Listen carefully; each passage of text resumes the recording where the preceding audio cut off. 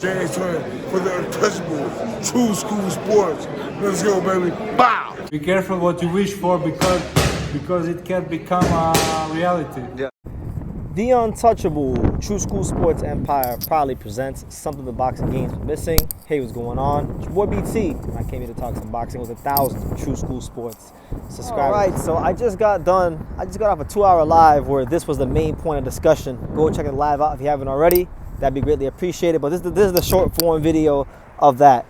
I'm here to dissect Gervonta Davis and this news of him supposedly being done with boxing at the conclusion of 2025. He said that 2025 is going to be his last year of boxing, and then after that, he's hanging it up. He's out of here. He's going to go chill on an island and go build his real estate portfolio, which, if that's the case, then, that's his prerogative as a man. Boxing is a hard sport. You don't want to be in it too long. You want to get in and get out as fast as possible because punches hurt, and it's not fun going through training camp year after year, fight after fight. So I fully understand him wanting to leave the game early if that is truly the case. But we've seen so many cases in the past of fighters, doing these fake retirements, like especially modern day boxing, like Floyd Mayweather comes to mind.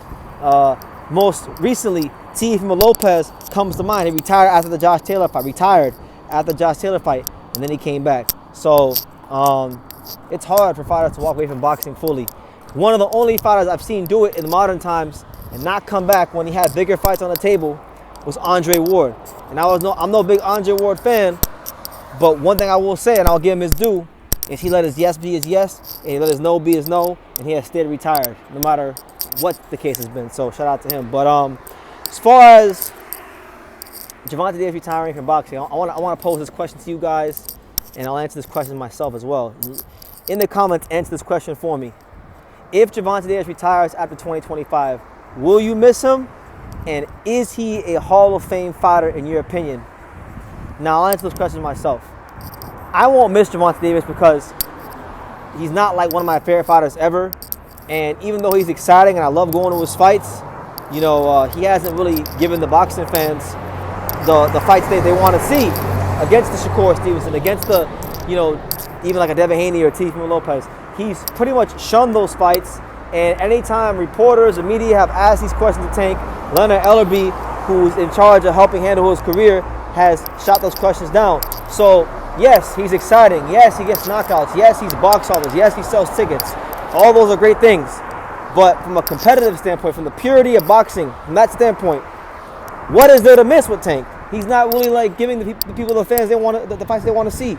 So, it is what it is there. And then as far as him in the Hall of Fame, no, he's not a Hall of Famer. And there's fighters that have accomplished more in taking boxing that are not in the Hall of Fame. Michael Nunn is not even in the Hall of Fame. And Michael Nunn had a 10 times better career than Tank. So Michael Nunn in the Hall of Fame, Tank can't be in the Hall of Fame. And that's just plain and simple. Now, I'll say it like this. If Gervonta Davis is going to leave the game in 2025, I would like him to go out with a bang. Fight the winner. I don't even want to say fight the winner of Shakur Stevenson versus Floyd Schofield, because if Floyd Schofield somehow won that, I know he would jump all over that fight. I'll say this. If Shakur Stevenson takes care of business against Floyd Schofield, then I want to see Tank versus Shakur. That's probably going to be the most talked about potential fight for Tank, matchup-wise. And that's the one that's one of the fights he should be pursuing in this last year of boxing, the final act, if you will. The fight I would like to see the most out of all of them is Keyshawn Davis versus Tank. If Keyshawn, provided that Keyshawn can get a world title. Because, Tank even said it himself, that Keyshawn has been outshining Shakur. So if Keyshawn's been outshining Shakur, he's going to make for a more exciting fight. We all know he's got a more exciting personality. It's gonna make for a better build-up. He's a better shit talker than Shakur. I would love to see Tank versus Keyshawn Davis. To me, only if that's why I'm not really pressing for it too hard right now.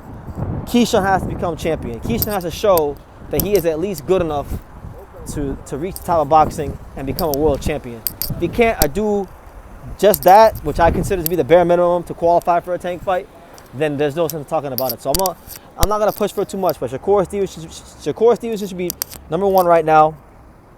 Keyshawn Davis in the future if he can get a title. Maybe T.O. I know some people still want to see him fight Devin Haney, right? So any one of those four will suffice. We'll see if Tank gives the boxing public any one of those 4 fights. Yeah, I like Tank. I've had a great time covering his career. He's been great for the channel. I think he's been great for a lot of people's YouTube channels and boxing media because of the fights and the sound bites he gives people. And I do think, for the most part, when he does interviews, he is normally being himself. He is normally like giving you what he really thinks. But yeah, I'm not really too bothered about it. If he's gonna leave boxing, he's gonna leave boxing. That's his prerogative. You can't stop a fighter. You can't tell a fighter to not retire. You ain't the one in there taking punches. You ain't the one in there, going through camp, running at 4 in the morning, doing the recovery. So that's his prerogative. I'm happy. Truthfully, if he's in a position to retire and live a healthy, comfortable, good life, then all I can express is happiness for him. I'm grateful that all of his hard work paid off.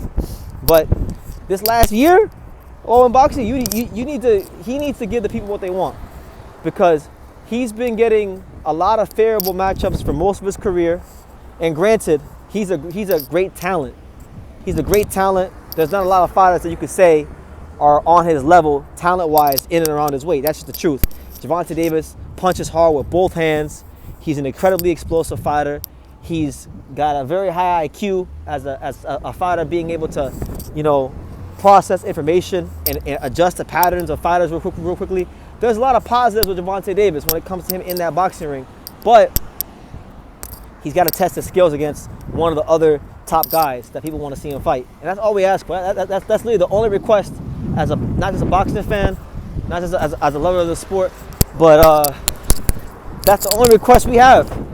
We believe Gervonta Davis' skills are so up there that there's only a handful of fighters that can compete with him. And those fighters that he can compete with, we want to see him in the ring against. So Shakur Stevenson, Keyshawn Davis, Teofimo Lopez, Devin Haney, and Ryan Garcia with no rehydration clause. Those are the fights we want to see. If not, you fight who you want to fight. You fight who let LB, and they want to put in front of you, knock them out, dip, enjoy your life. That's it. Who are we to ask for more than Tank than what he feels he can give the boxing world, which is 1 more year. So if it's gonna be one more year, I can only hope that it's a 1 more year where he's gonna fight top guys. But if history tells us anything, that might be not happening. So we shall see. You guys let me know what you think in the comments down below. I like Tank. I just want to see him in there with a big guy, the best fighters out there to test his skills against, so he could show that he really is who he says he is to the highest level. Because him beating up Frank Martin, who he's a big-ass favorite against, that don't really prove a whole lot. Just being honest. A good fighter, solid contender, don't really prove a lot. Him beating up Hector Garcia and Lamont Roach, 2 130-pounders, that don't really prove a lot. But beating up and knocking out Shakur Stevenson, knocking his teeth out, knocking his teeth straight, that would prove a lot. Beating up on Keyshawn Davis, if he's a champion, that would prove a lot. Beating up on Teofimo Lopez, that would prove something. These are the kind of fights people want to see taken. Even Devin Haney, who I'm not like the biggest fan of, but that would prove something. So that's all we're asking for. Hopefully 2025 is a great year for Tank, and good luck in the Lamont Roach fight. So leave your comments down below.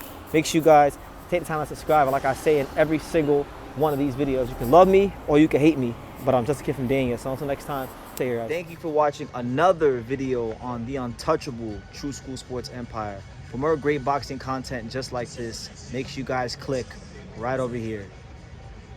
Keep watching my boy BT put on the best interviews out here.